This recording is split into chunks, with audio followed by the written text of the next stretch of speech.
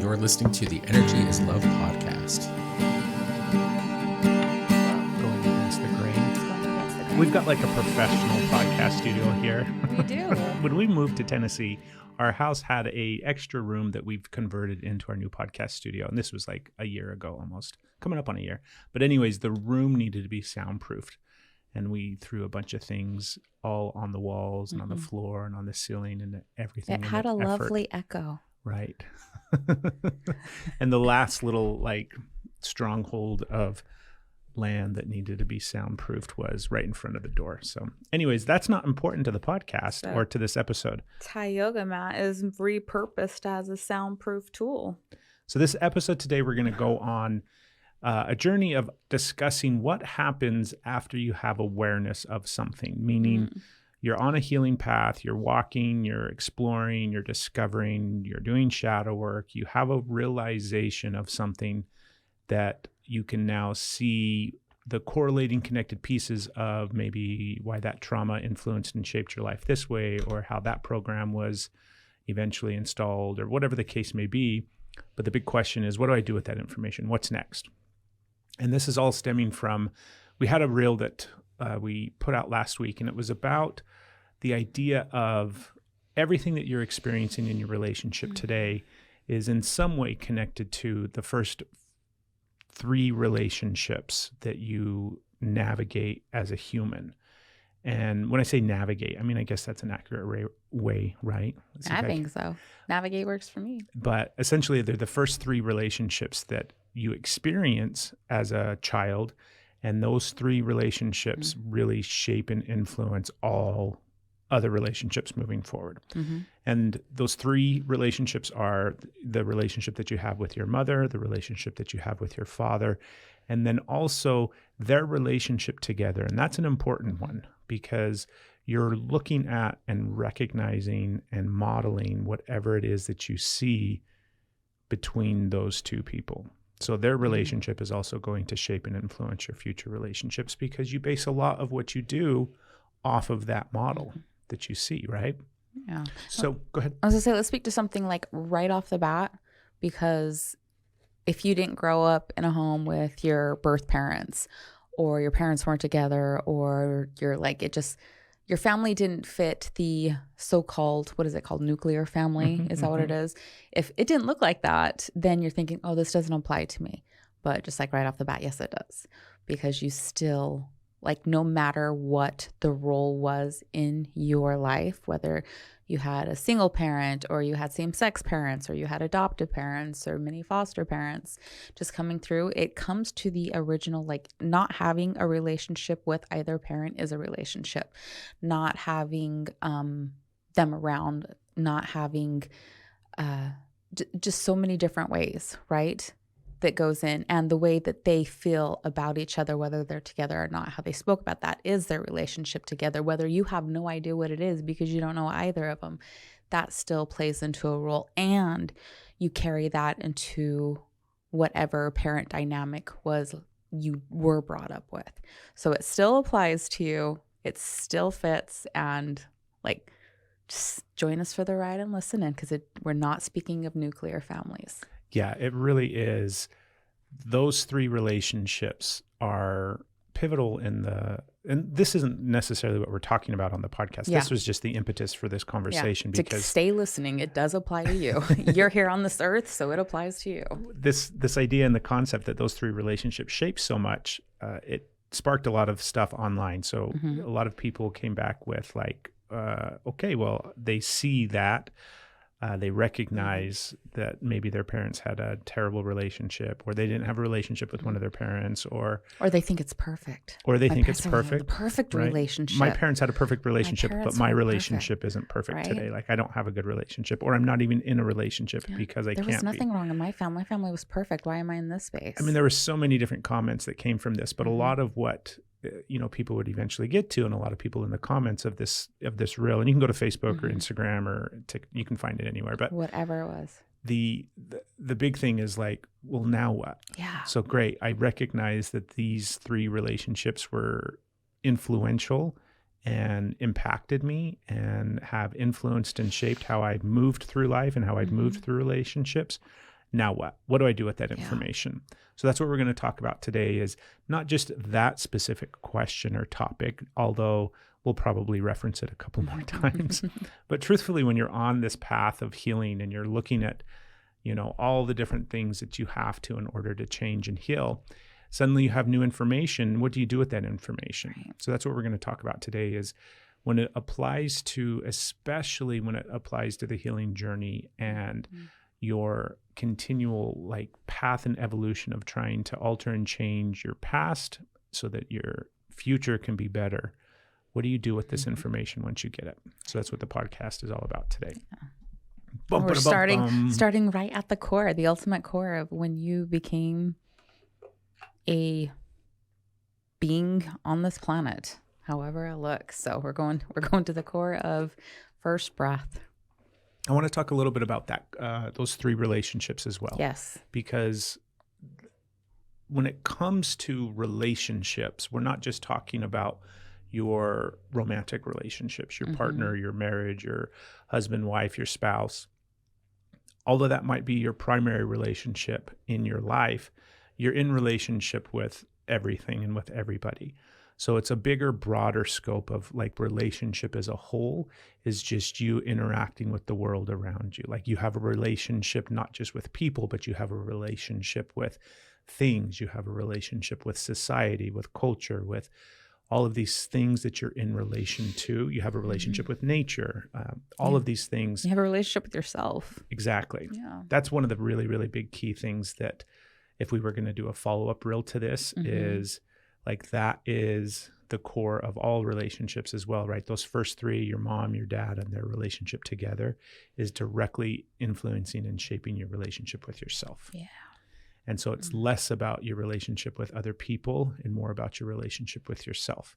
And the reason why those 3 dynamics are so important is because they are our first relationships. And like Steph said earlier, right, it might not have looked ideal. You might have been born into an environment or into a family or into a situation where you didn't have both parents, or all the different variables that apply to how people are brought up and raised, right? There's so many different things. Right.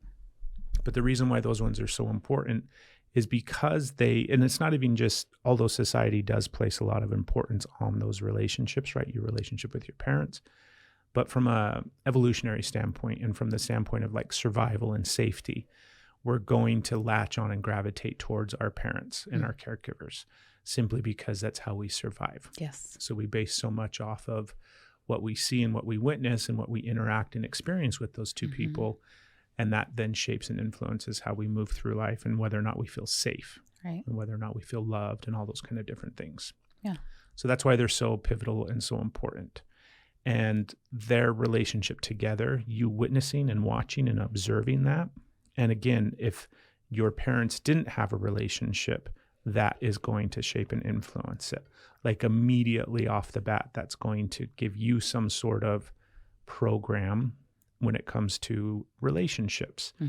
And then however your parents moved through relationships, maybe your parents weren't married when you were born, or you didn't know your mother, or you didn't know your father, or somebody died, or whatever the case may be, they're going to be in relationships moving forward, or they're not. All of it is shaping you. All of it is influencing you.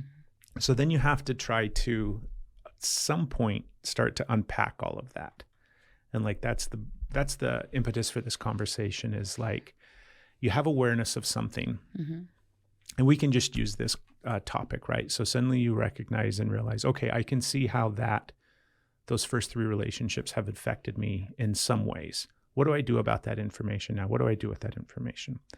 So right off the bat, let's see if I can stop burping. What we always recommend and what we always talk about is the healing process is it's not twofold. There's many layers to it, but oftentimes we really only focus on the mental aspect of understanding why we are the way that we are. And that's a really important step. So if you resonate with this question and you're okay, I get it. Those 3 relationships impacted me.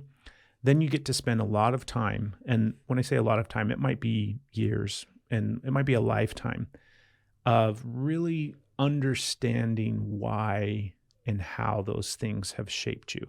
And what does that look like? That looks like reflecting back. That looks like thinking about them. That looks like asking questions. That looks like kind of getting really curious about mining the past for how and why those things affected you. That's uncomfortable and hard work the majority of the time. It's not something that is really easy for people to do, but it's so necessary to intellectually put together some of those pieces and start to understand why things are the way that they are. Otherwise, it's just subconscious. It's just unknown, right? If you don't have a relationship with your father, that's going to affect all of your relationships moving forward. Or maybe you had an unhealthy, abusive, toxic relationship with one of your parents. Same thing, right? So until you start to really grasp that and understand that and see how all of those things influenced you and shaped how you acted and behaved, you can't really move on to the next step. Right. The first step is awareness of it. And then you're getting that curiosity of like just getting to understand it more. Like here's a puzzle or here's a picture. Maybe like I'm trying to think of some other metaphors. Like how is this showing up? Like it's not a metaphor, but how is this showing up in my space? What patterns am I recreating that I don't recognize that I'm recreating because it looks different? So just like that curiosity is big. You have now it's like a cheat code. You have a key that you get to look at when you shine awareness of it and be like, okay, regardless of how I feel about it, this definitely affected me and impacted my life. And it is likely still, especially if this is first awareness, right? Still affecting me now. If this is something that you've been working on for a long time, great. It's probably still got some more hidden keys in there for you. So you have that, and then bringing awareness. How is it showing up? Where is it showing up? Why is it showing up? Is it showing up in ways that I am unable or unwilling to see? What parts am I resistant to the most, that I feel it, that I see it, that cues that recognition that I avoid the strongest? So it's like you have this code that now you can start to crack with different areas of your life and how it's presenting. Yeah, and it's always going to show up in conscious ways and subconscious ways. Yeah. And if you think about it from that perspective, oftentimes the conscious ways are the ways that we're most aware of. And even though we're talking about it through the lens of these three relationships that kind of have sparked this conversation, you can think about it in regards to almost anything.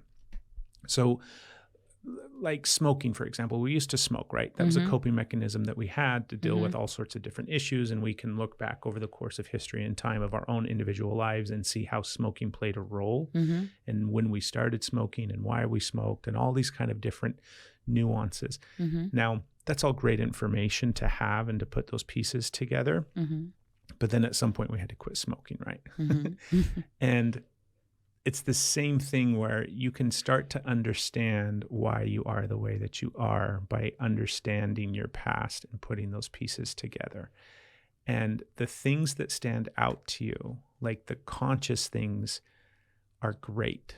But you really have to understand the subconscious ways that those things shaped and influenced you before you can actually implement long-lasting change.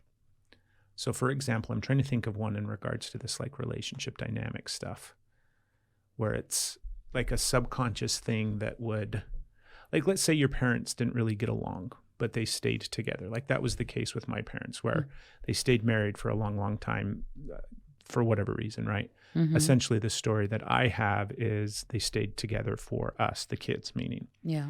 And what that did to me subconsciously was programmed in some sense the, staying in a relationship far longer than you should, even though you don't want to be in the relationship. So I had two parents that modeled like, I don't want to be in this relationship, but I'm still going to be in this relationship. I'm just going to be in this relationship with, all the icky stuff of like frustration and anger and discontent, and definitely not love or connection or any of those things. That, like growing up, it was like, okay, I'm never going to do that. I don't want to do that. But yet subconsciously it put me into the place of like how I approach relationships and how it's like you have to sacrifice yourself to be in relationships and like all these kind of different nuances. And that's what I'm talking about, is it's like the internal processing of seeing what the subconscious things were that come from these things. So anything that you have awareness of in your healing, again, there's going to be the conscious aspects of it that are easier to see and put together. And then the subconscious parts of it that you really have to sit with and start to understand. And our big caveat always is like help. Help is so massively important. So that's always the big thing of like, you get to do a lot of unpacking your own and figuring out things by yourself and doing a lot of that heavy lifting. And then you get to bring it to somebody. And that's going to be when a lot of things can start and shift and change for you, is when you actually reach out and get help. Right. When you think about it, babe, what is some of the stuff that you recognize as like how you have had to understand things in your healing? And it doesn't necessarily have to be in the context of that 3 relationship thing, right? Okay. Because we're talking about all sorts of different levels of things. But like, what is something that you've had intellectual awareness of, maybe the conscious level awareness of what this thing was and why it was this way, and then having to go through and navigate the subconscious reasons for those behaviors? I want a light one. I'm trying to like come up with like stuff that I've already moved through and that's light, and that I can be like, well, here's this. But what's happening right now is something that like it's ongoing, and I saw it, but I get to see it in another level and another level. So I'm like swimming in it right now. So I can't pull the light one out. And it's hard to talk about. So I'm like, my brain is forgetting it already as we're speaking. I'm like, what was the question? I don't want to talk about that. The dynamic of like the king of the house, the dynamic of like needs are selfish, wants are selfish, things for yourself are selfish. Any of it, and everything is supposed to like wrap around the appearance of the family, and mainly the appearance of the king of the household, and like at all costs, like their needs are what matters and everything doesn't. And like that carried on to like, you're supposed to like, I don't know how to say it, because it's so like, this is like, I'm on a new level of it, right? Because I keep seeing the ways that things are unfolding, and the ways that I thought I was free from that, and the ways that I found out that not only did I can see the ways that I recreated that in my life, but the ways that I continue to recreate it, and the ways that even though I'm not in that space of that dynamic anymore, I still have parts of me, because it was so ingrained, that I still am participating. I still can't completely break free of that. And then it comes to like the shame, the very blatant shame. It's not like this gentle shame, or not gentle, but like hidden shame. It's like, no, you are wrong. So you don't have to like decide for you, like feel shame, like, oh, I think I did something wrong. It's like, you are wrong if you bring anything to this. So just that dynamic of unhinging what the power dynamics, I guess that's what the power dynamics is, or is an easier way to say it, and a more encompassing without getting into story time with it. The power dynamics are a big focus on something that I've had conscious awareness of, that is so big that there's always like, there's all these layers underneath it that I have to like keep bringing awareness to. And it's always, it's proven to be continually challenging. It's such a great, it's such a great topic, because I think power dynamics in relationships are really, really, when I say they're important, like understanding what those dynamics are really important. Like we are in a relationship right now where we both love each other equally, like we're supportive of each other, we're loving, like it's kind of like the best case scenario in regards to our relationship and just the love and support of one another. And power dynamics that we were programmed with from childhood are still playing out in our relationship, because we subconsciously do those things, right?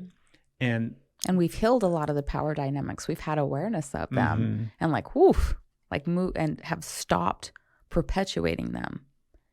And still, there's more to look at. There's still like, it's the gift that keeps on giving. Right. It's relationship herpes. What do they say? Like, I know that's right. It just keeps coming back. It just keeps coming back. And if you have, like, there's nothing wrong with that.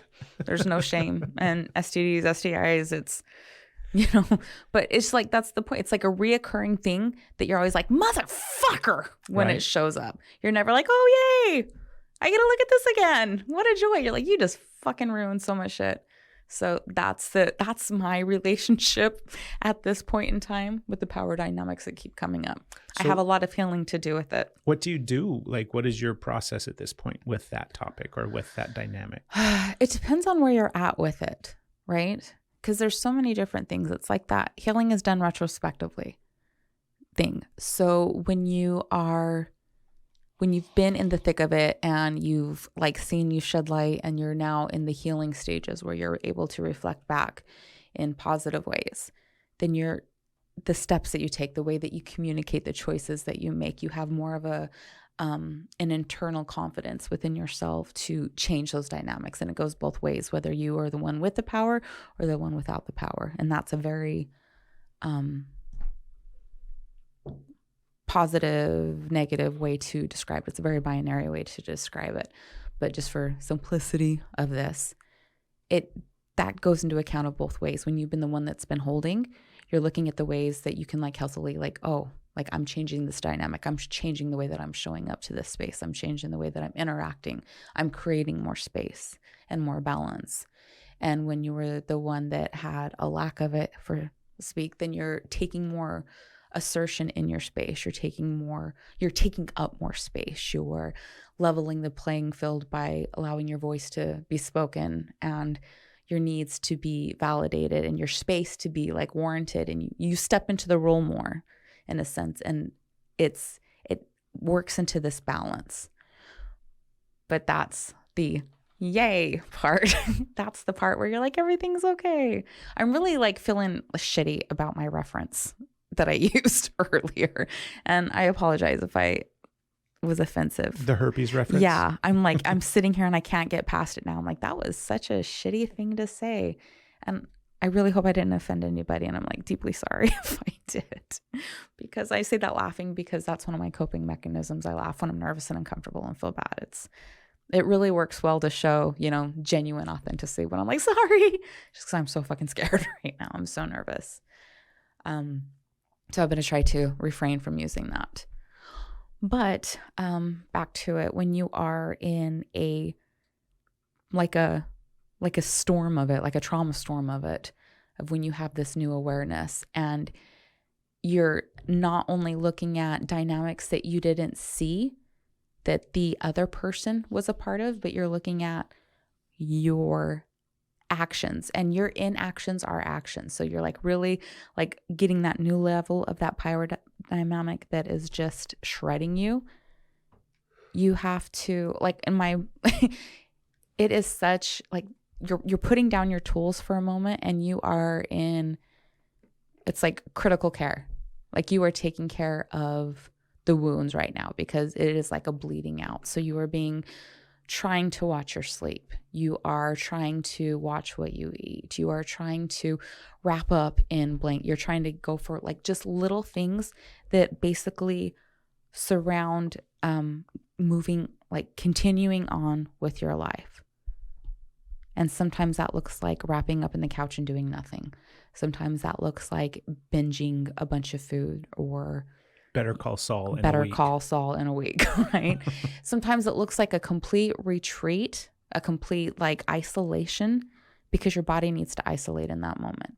And then it looks like forcing yourself to get up, forcing yourself to shower, forcing yourself to take these little steps and having this like moving on with your life without oblivion, but still like moving forward in your life.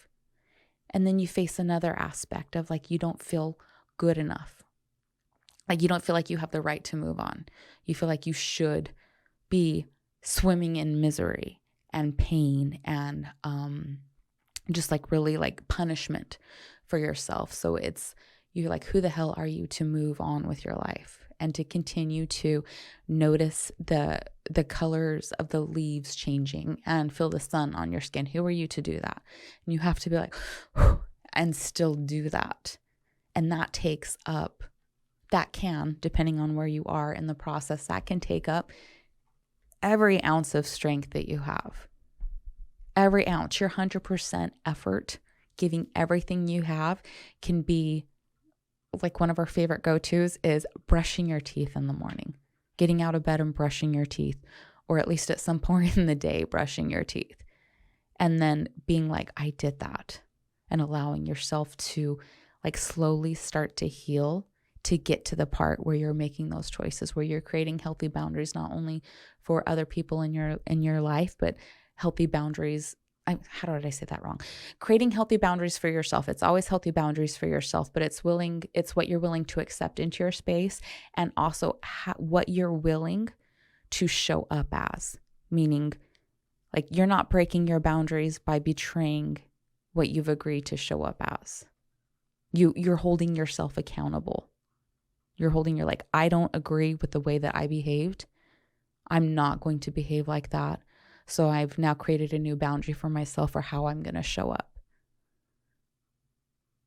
Did I answer that? Absolutely. I'm still feeling pretty vulnerable. I'm feeling pretty raw. I'm in a trauma storm right now.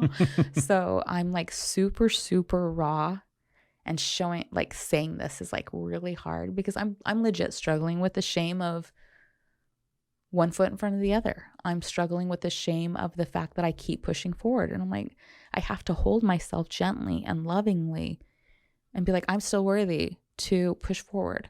I'm still worthy of love.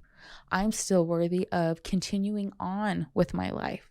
My mistakes are there. They're not going anywhere. I can't change my past, but I can change my present, and that affects my future. And so I'm worthy of brushing my teeth in the morning. I'm worthy of being like, I'm not going to do this anymore, and I'm going to change this dynamic. That's what it looks like. It looks like being messy, and it looks like trying again, and it looks like not feeling like you're worthy of trying again, and it looks like messing up and getting it wrong again. And how could you get it wrong when you have this awareness now and you try again? It's just practice. Over and over again, it's practice. And sometimes it's big practice, and sometimes it's, I can brush my teeth. I can brush my teeth. What stands out to me is it's like anything else. We have awareness of something, and everybody wants like a quick fix. Everybody wants an immediate solution. I do too. It's like, okay, cool. I see that my parents' relationships and all those kind of different things, my relationship with them and their relationship together, and I see all of that's affected me. Now, what do I do with that information? Right. Tell me what to do next so that I can fix this problem immediately, so that I don't have to feel this thing anymore. If only. And that's the whole thing, is there isn't a quick fix. Right.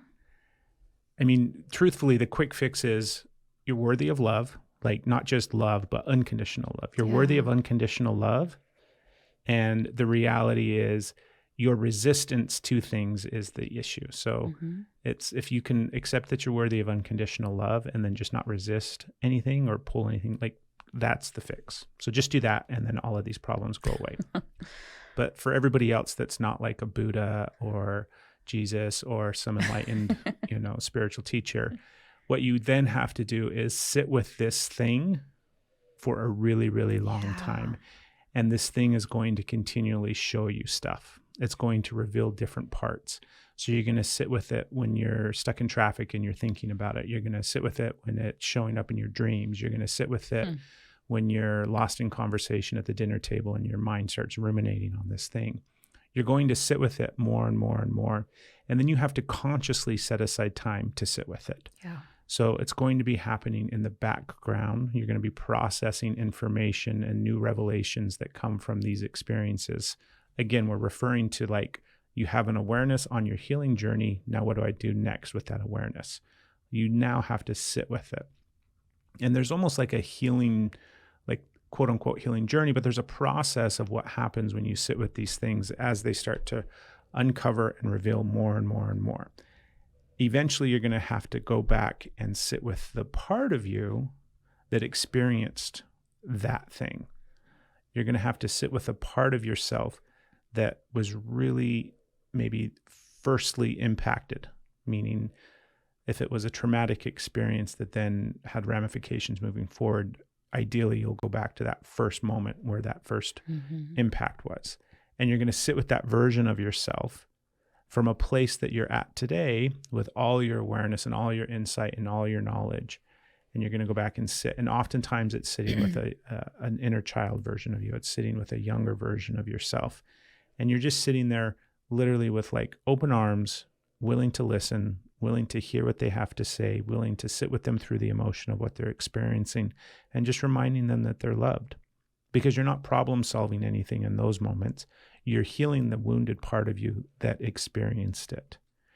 And then like the next part, so if we were going to like break it down, right? Awareness, step 1, step 2, like fucking let that shit ruminate in you forever and sit with the parts of you that were hurt and injured and really traumatized and had to go through these experiences. And then you have to like do something with that energy, because that energy is inside of you. That emotion is inside of you. So often you and I are still in some ways like this, even though we've made massive improvements. But a lot of people, we're just so disconnected from our bodies, some disconnected from what our body is experiencing, what it's going through and what it does and how it's supposed to work and all these kind of different things. So you have to get into your physical body in order to tap in and connect to it so that it can then process the emotion that's inside of you. You can think of it however you want to, but it's like if you go through some sort of traumatic experience and like I keep coming back in my head to this idea of like, you know, understanding those 3 original relationships isn't a traumatic experience. Correct. It's not. But understanding how those 3 relationships played out over the course of your childhood and over the course of your life, and some of the traumatic experiences that undoubtedly happened because of those 3 relationships. That's then what we're talking about. And every time you experience some sort of traumatic event or some sort of difficult thing, you're going to have an emotional response to it. You're going to have some sort of nervous system response to it. And if you don't allow that energy or that emotion or that experience to be processed through the body so that the body can release that energy, it's not going anywhere. Yeah. It's going to stay in your body until you can actually release it. So that process looks so different for everybody. That's the beautiful thing, is that there are so many different ways to tap in and connect to your body in order to move that energy and allow that energy to be released. I mean, we have our go-to favorites of breath work and yoga and mindfulness. And I mean, there's so many different things, tapping, a lot of it's not mindful movement. Somatic? No? I can't come up with the word right now, what it is, but there's so many different ways, and you just have to start getting curious about what you really gravitate towards and what is going to resonate with you, because you have to get into your body. And what we mean by that is literally finding time and ways and abilities and access points to physically connect to your body. I mean, from the simplest thing of like touching your body. How often do you spend time actually feeling your body and giving yourself, you know, even just a slight massage on your forearms or your shoulders or your neck? So physically making contact with your body and the different parts is a really great way to kind of start the process. But are you craving contact with your body? Like, you have a resistance to touch. Sometimes people are like, I don't want to be touched, right? But they start feeling all of these pains in their body. And what do you do when your neck hurts, when your shoulder hurts?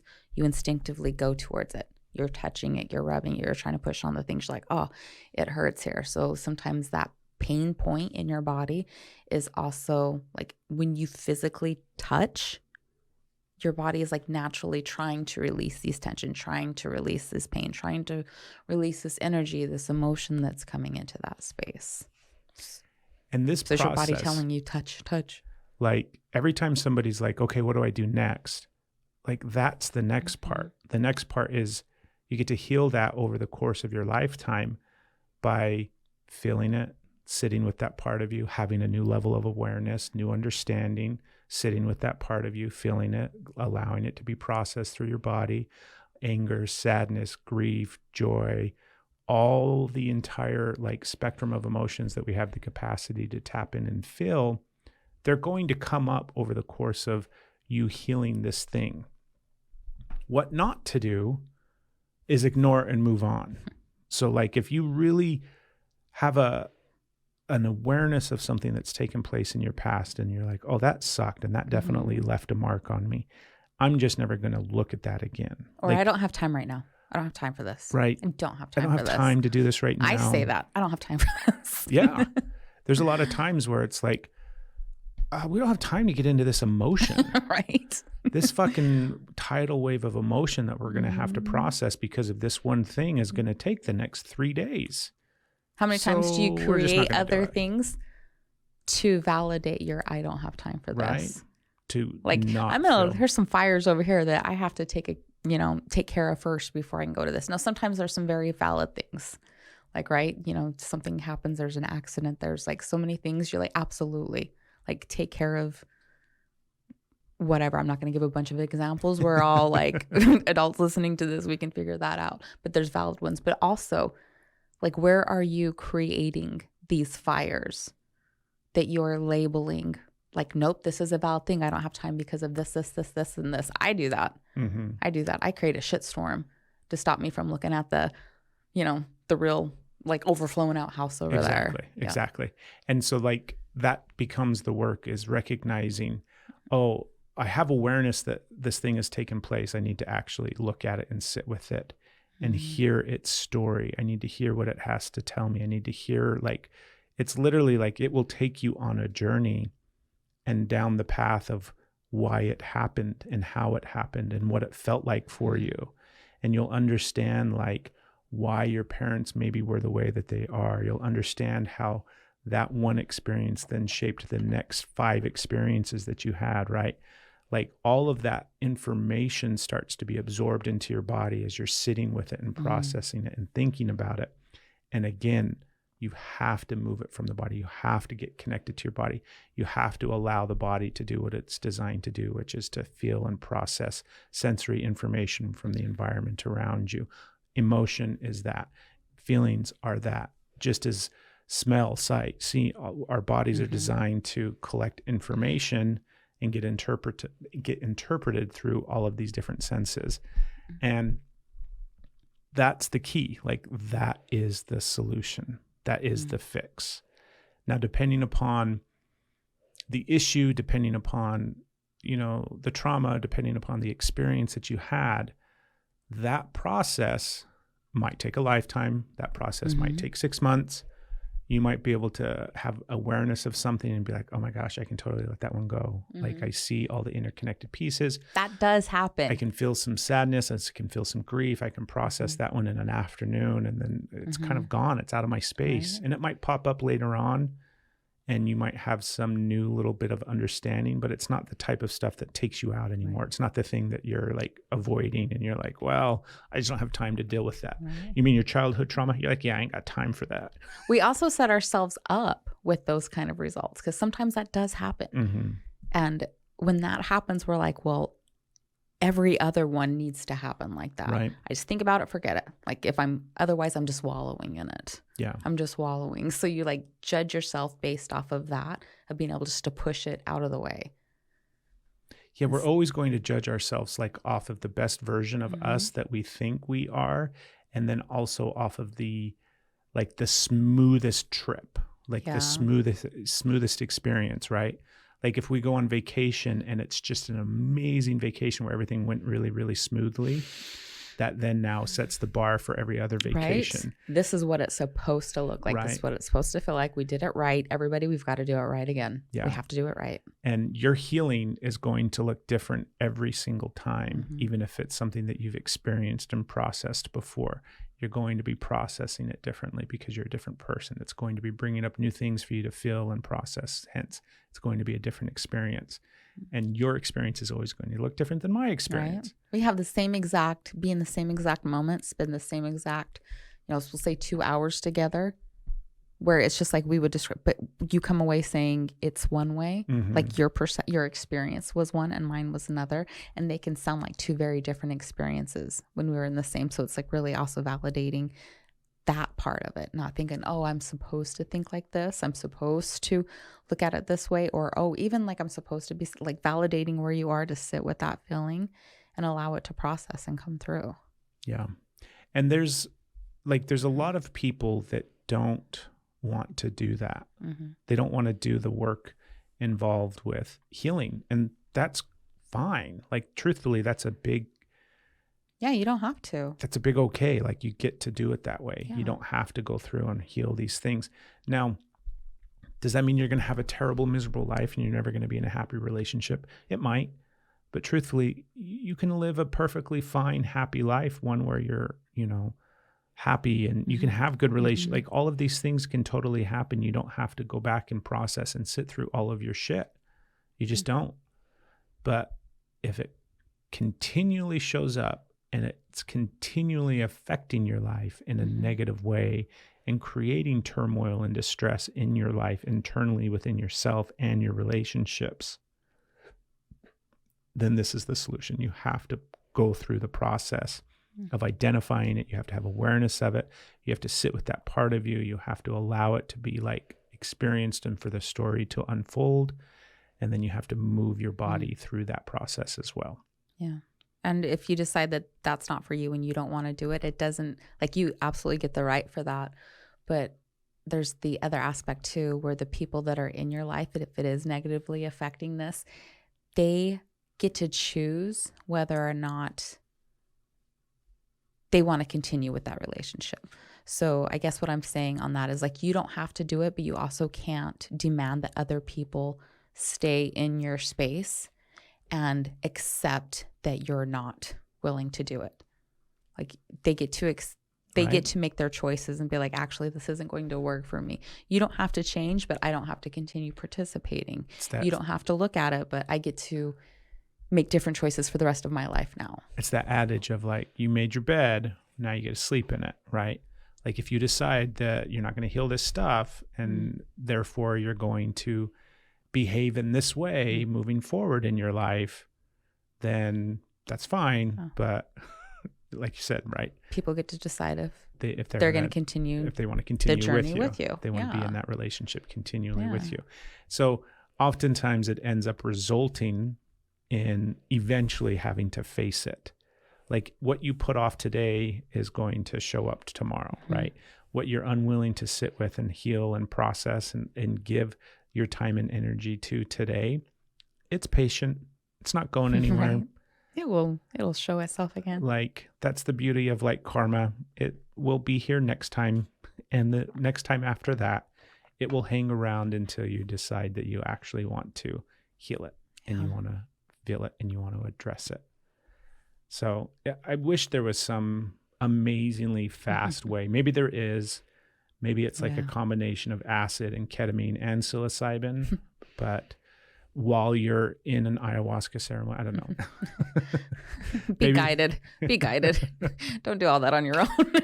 Be guided. But there isn't a fast way to go through these things. Like, I haven't found it yet. Yeah. And I'm not saying it doesn't exist, but it's definitely not something that... Because we've been healing for a long time. Yeah. We've been doing this work for over a decade. And truthfully, in some way, right? Truthfully, in some way, we've been doing it longer than that. Yeah. Because every step has taken us. We've done things differently. We've messed it up. We've done things differently, but we've had conscious awareness of making different choices. Yeah. Like, dramatically changing our lives. I think about so if I have a traumatic experience at age 5 and that experience then subconsciously is influencing and shaping me over the next 25 years, and I don't remember that thing, or I don't have awareness of that thing until I'm 35 years old, it might take another 35 years of sitting with that in order to fully unpack everything that stemmed from that experience, which means, like, I'm in it for the long haul. I'm committed to this healing process of being able to sit with whatever it is as it continually unfolds and gives me gifts throughout the rest of my life, and just takes me towards more and more and more love and compassion for myself and for others. And that's what it has the capacity to do when you sit with these things, is eventually you just have more and more love for yourself and more compassion and understanding for yourself. And then it starts to expand outwards from there. And you start to, actually, it usually starts outwards and comes inwards. Usually we're way more loving and compassionate to others before we eventually let that into our own hearts. But that's the healing journey, right? In a nutshell. I want to take a moment to like just kind of like spotlight trauma for just a little bit. A lot of people kind of are resistant and hesitant and look at trauma through a tunnel vision scope, and either I have too much trauma or I don't have any trauma. This doesn't apply. All you people claiming to have trauma, like people get very like offended and defensive when somebody speaks their trauma and they attack them, crybabies, you're not getting over it. And a lot of times people that are doing that are masking their own trauma, and they were taught that you're not supposed to express it. And so it's triggering that. And then a lash out is what happens because they don't know how to handle it, don't know what to do with it. And there's like this big thing. So you find yourselves on different levels. But my belief is that everybody has experienced trauma and everybody has inflicted trauma. I'm not saying I'm right, but my belief is this. We're on this planet, we have experienced trauma and we have inflicted trauma. And both really, really suck to look at. But there's different types of trauma that I'm hoping maybe this can like bridge a gap into some more unity and understanding it a little bit better. There's acute trauma, there's complex trauma, there's like the big T, the little t, and just like a real rough, like shorthand version of what that looks like is like the trauma that we're aware of, that we hear about, that are like the assault, the incredible accident, the war, the, being all those violated, big T traumas that people think of. Right. And that happened. And now like this has affected your life. And we have that acute state. And then we have the complex of where like these things continued. And this is like, I'll get into the big T and little t in just a sec.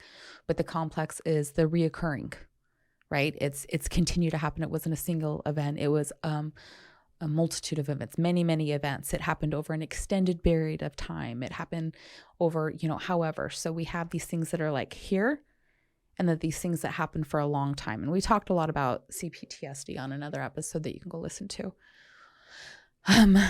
A lot of times the CPTSD are the ones where we kind of like are shoving it aside and not like realizing, because we have been conditioned to live with it. So there's some that we don't see and we're not acknowledging. But the big T, little t, the big T is like that. The ones that you, like you said, Craig, like people talk about, the ones that you are socially accepted and validated as a traumatic event. Yeah.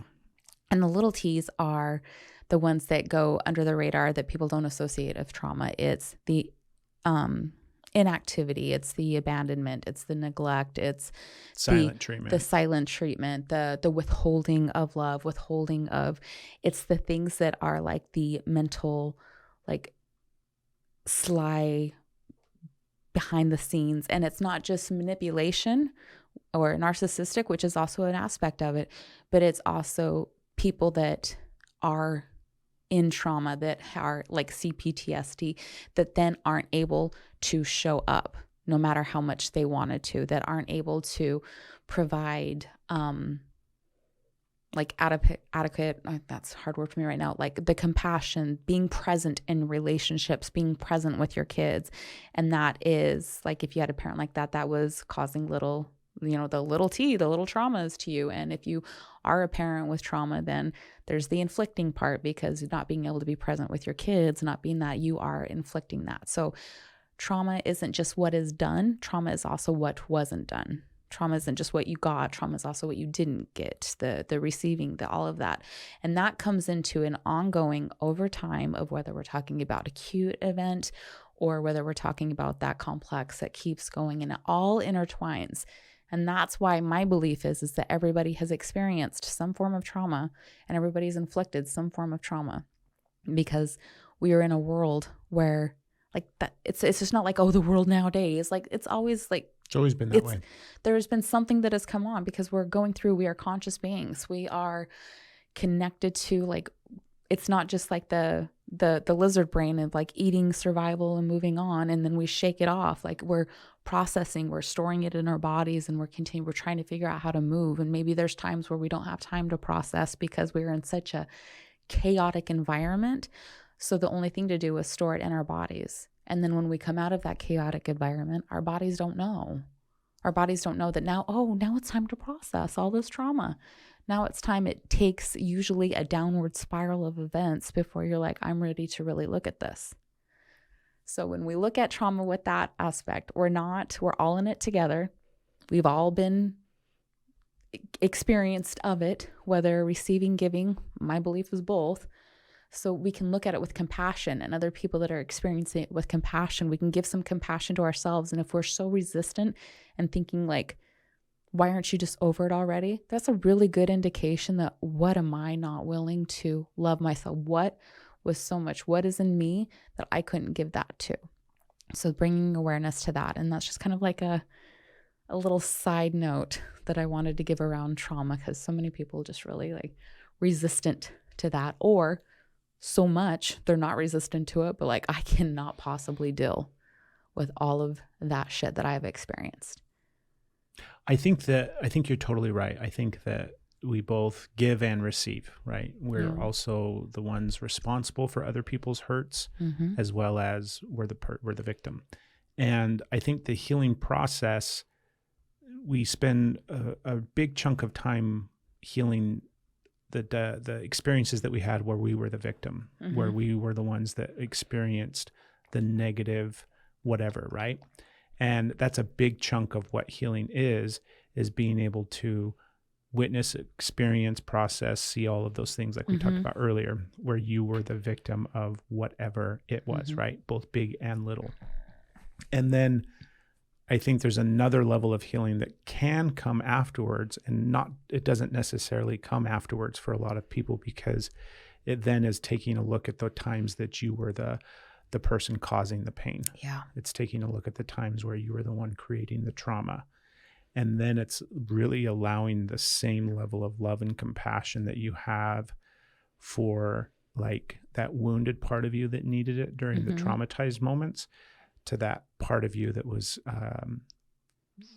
doing the trauma, hurting the person, creating the chaos or the trauma in your, life.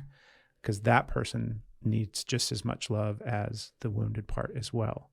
And you, meaning us as individuals, have both sides of that in us, right? You said where we both give trauma and we receive trauma, we experience it and we create it. And when you're the creator of those hurts, you're coming from a hurt place. You're experiencing something in those moments that is a massive disconnect from yourself, from reality, from people, from compassion, all these kind of different things.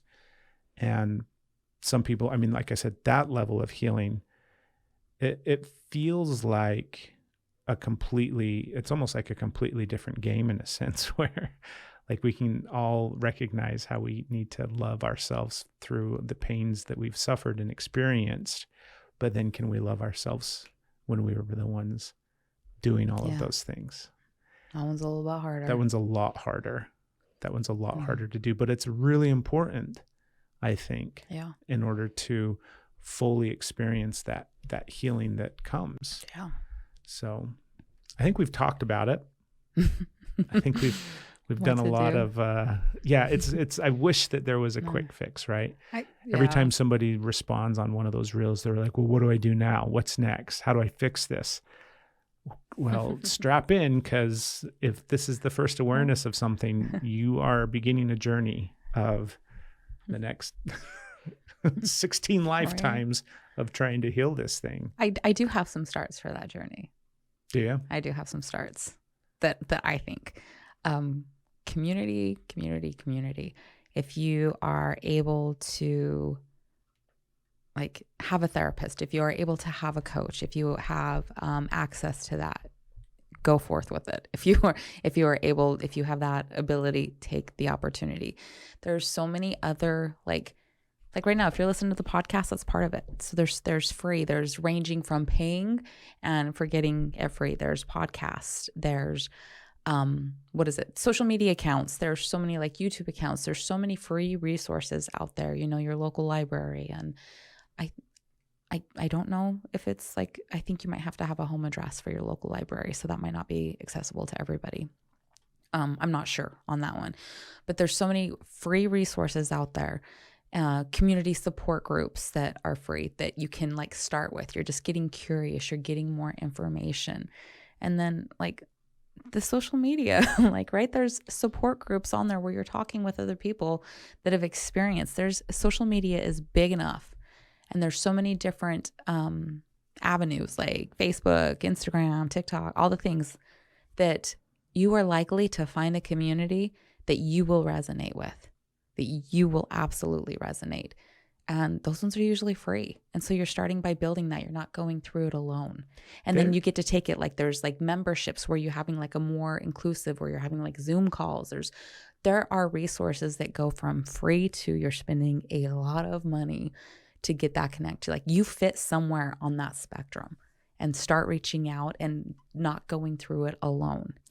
There is something magical that happens when you realize that you're not the only one. Right. Like when you realize that somebody else has had maybe the exact same experience or can relate to what you've gone through because they've had a very, very similar experience. And there's some like magic thing that gets lit up inside of us when we recognize that. We're like, you had this, like you see what I had to experience, and you went through the same thing, and oh my God, now wow. And you don't have to feel bad about feeling relief about somebody understanding you. You're not happy they have that pain, so you don't have to feel bad. It's okay to be happy to not be alone. There's no guilt there. You get to be relieved that you're not alone. That part of you that lights up, that feels like somebody understands me. I have somebody to connect with. You're not happy that they have experienced it, but you get to be happy that you are not alone, that it is not just you. That is a very, very valid feeling and experience to have. Yeah, we're pack animals. Yeah. Community is important. Okay, let's move on, babe. Let's go on to the question at the end of this episode. Again, you can submit your questions anytime. You can email them to us. You can message us on all the different social media platforms. You can also call in your questions. That number is 423-521-0355. Leave us a voicemail and we'll play it on the podcast. What's this week's? Okay.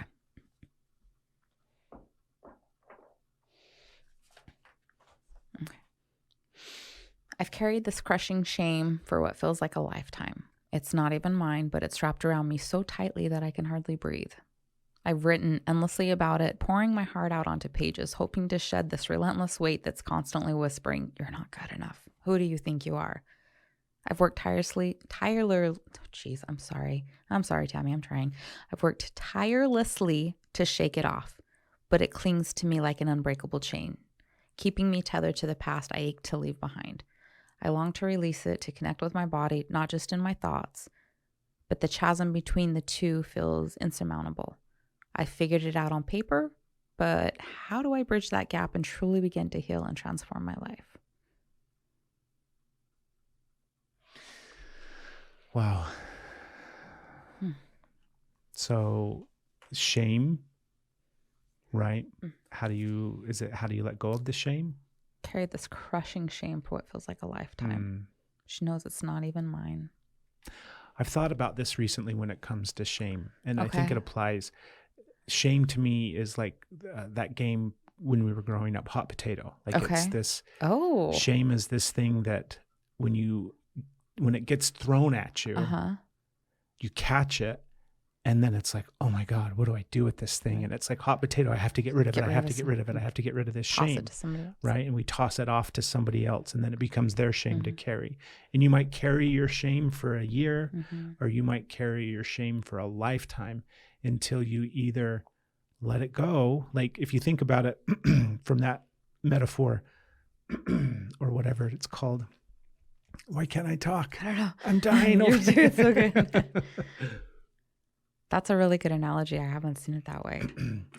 Because we will pass shame down from Mm-hmm. one generation to the next through actions and through, experiences and through traumas, and even just from like, Whether we're projecting or teaching them what to be shameful of. right. Like, And this is shameful. also just like, a culture or a family unit, like if you're, we don't need to go off on it. It makes sense. And so I was thinking that it's like, we carry it until we toss it on to somebody else. Mm-hmm. And then we're like, whew, I don't have to carry that shame anymore. But obviously that doesn't work, right? Obviously it's still there. Obviously we're still carrying it because You're feeling the heat on your hands from that hot potato. and then you've got the guilt because you hurt somebody else and Right. handed it down to them. And then you've got more shame. So you have to eventually forgive yourself. Yeah. And again, you have to eventually recognize that your shame, or what you're feeling shame over, all of these choices, actions, behaviors, and everything like that, was shame that was handed off onto you. Mm-hmm. So it's like you said, it's not even yours. Like in her message, it was like she recognizes that it's not even hers. Mm-hmm. How do I get rid of it? How do I get rid of this feeling? How do I finally set it down? You have to take steps and work towards that space of recognizing that, okay, this wasn't mine. I wasn't responsible for what happened to me that then created all of these actions and decisions and choices that the shame, is correlated and connected to. Therefore, I can forgive myself for my choices and actions after the fact, and I'm still worthy of love today. And then I can just set it down. I can literally just set that shame down and be like, I don't have to carry that anymore. Now, metaphorically, that's beautiful, right? This is like, oh, that's so cool. That would be awesome. That sounds like really, really nice. And then I set it down and I'll pick it up in the next breath. Or I'll set it down in such a way that I feel like wasn't the right way, or I skipped a step, or I'm just pretending and I'm going to fail again. And then I'll pick my shame right back up and I'll continue to carry it. And so truthfully, working towards the point of recognizing that you're still worthy of love and that you can forgive yourself for those experiences in the past is how eventually shame disappears. And it kind of like the game of hot potato can stop, where you're no longer hurting other people. And so that key right there of being able to forgive yourself, boy, like for me, what has helped me in the practice of being able to forgive myself is being able to draw from something greater than myself, having a belief and a faith in something higher than me, something fuller than me, something more loving, more kind, more understanding than me, something that in fact loves me unconditionally. Right. And if that thing that loves me unconditionally and can see me as the beautiful totality of who I am, then in some way I can like mirror that, and I can practice that, and I can remind myself of that, and I can slowly over time create this belief inside of myself that I am in fact worthy of that unconditional love, and I can forgive myself for the past. Yeah.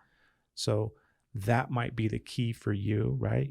Getting some sort of connection to a higher power over time that will help you cultivate that belief in yourself that you're worthy of the forgiveness and of the love.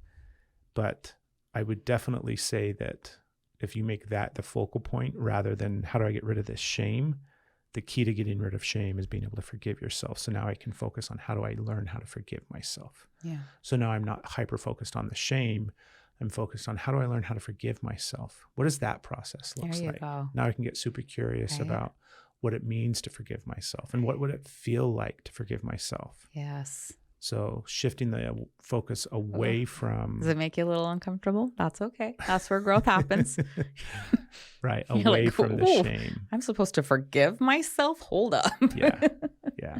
That's huge. That's huge. That's like, I don't think... That's so funny. Just like the way you're describing that is so profound. Like we focus on not being shameful, like getting out of the shame, not having shame, like stop feeling shame.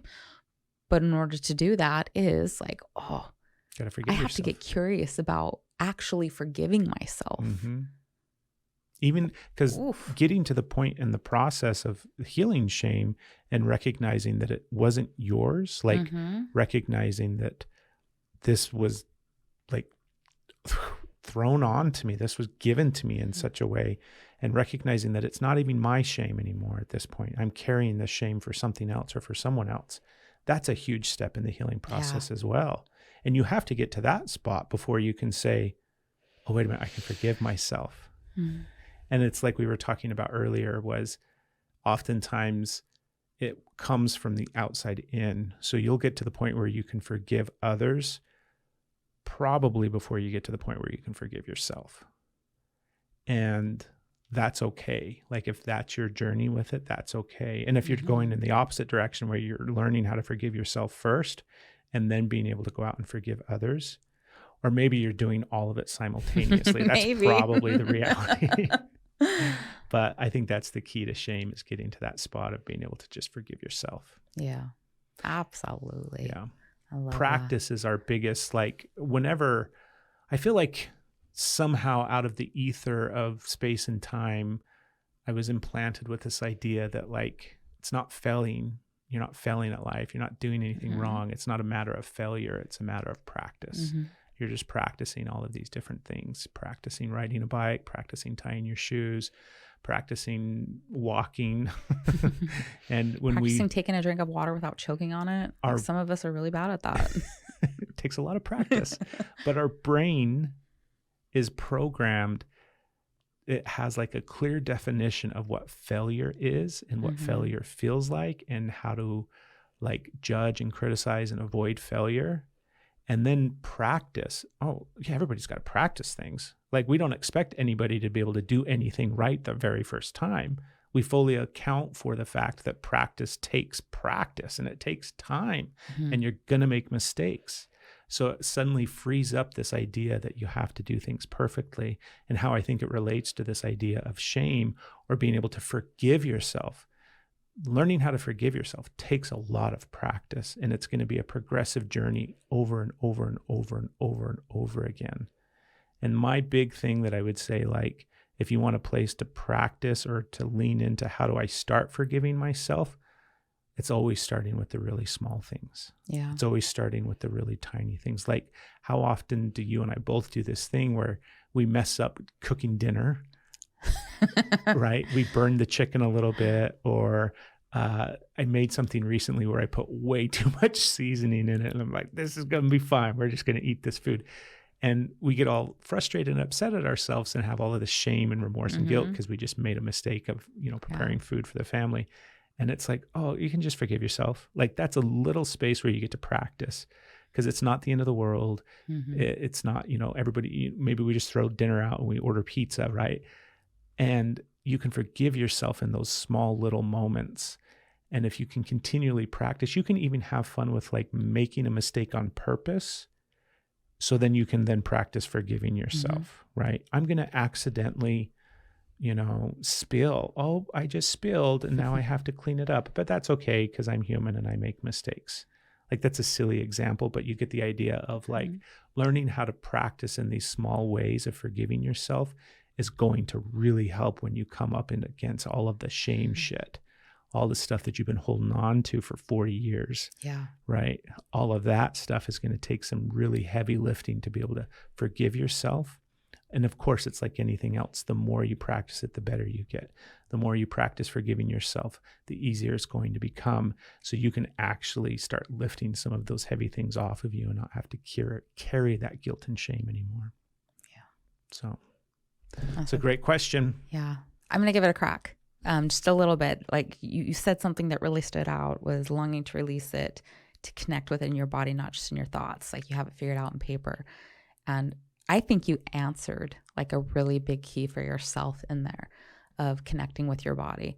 Like, you do a good job of the analytical, of the processing, of putting it out on paper, of the journaling, of using these tools. Like, you've got it. And you're like, the part that's missing is like releasing it from my body, connecting my body. And I would encourage you for a bit to put the pen down, to move your body, to looking into breath work, to looking into like, maybe you're just going for a walk. Maybe you're stretching your, like just sitting there and like moving your, just little things of where you're actually connecting with your body, when you're feeling this come up and you're inspired to write. Like, writing's great. There's nothing wrong. Like, you've got that. I encourage that. We suggest it. But for the time being, you're like, I've got this aspect. I'm journaling and it's not coming through. Like, what can I do to connect with my body? You got to move your body. You got to start thinking about where you're feeling it in your body. Start like, where is it sitting in you? Where does it feel like you're cramped up and you can't move? Where can you bring more movement and fluidity into your life, into your space? And being like, my brain has done a great job. And so now I'm going to give my body a chance to move it out. And whether you're going to pick up a craft, or even like seriously, just like going for a walk, or if that's not accessible to you, just finding ways that you are able to move your body and moving them. Finding, if you're like, I don't have the time, well, you have the time to write. You have the time to do a little something. Maybe you sit on the floor for a minute and place a hand on your chest and a hand on your belly, or on the couch, or however, and just like really feel your body as you're breathing. Like, you're working on your breath, but you're experiencing your chest rise. You're experiencing your belly, like really emphasis on your belly, of pushing it out. You're feeling your belly move. You're feeling the way that your arms slowly move and your shoulders start to rotate and expand out, so your arms can move with your body as you breathe. And then coming back in, and maybe, experiment with wiggling your toes, just feeling your body actually moving in the tiny sensations. And maybe you start to notice how, like, maybe your hair is filling on your head, or the way that your eyes feel when you blink, and just these little subtle movements and moments of your body, without thinking about how you're going to articulate it, without thinking about how you're going to write about it, just being present with where you are, without the, how am I going to write this? Am I going to, like, planning your journaling, and just like feeling your body. Really connecting in there for a little bit and seeing what comes up, seeing what can happen from that space, noticing smells, noticing tastes, and just taking it out of the head and bringing it down. Everything from here down, starting to slowly like melting chocolate coming through, and start to bring awareness through every aspect of it. I love it. Melting chocolate. Thank you so much for the question. Again, you guys can submit those anytime. If you go to energyislove.love. You can learn all about how to do that. Or actually, you can't learn about how to do that. You can just message us there. We have a whole website devoted to how to ask us questions. Also, call those questions in, and the number to do it, it's down in the show notes. So thank you, everybody. Lastly, if you have like something you want us to talk about, or, you want our take on a certain topic, or there's an episode that really resonated with you, but you want us to answer some questions from that episode, or whatever it is, like, throw everything at us. We're open for all of it. So thank you so much. We'll see you guys, or humans. We'll see you humans next week.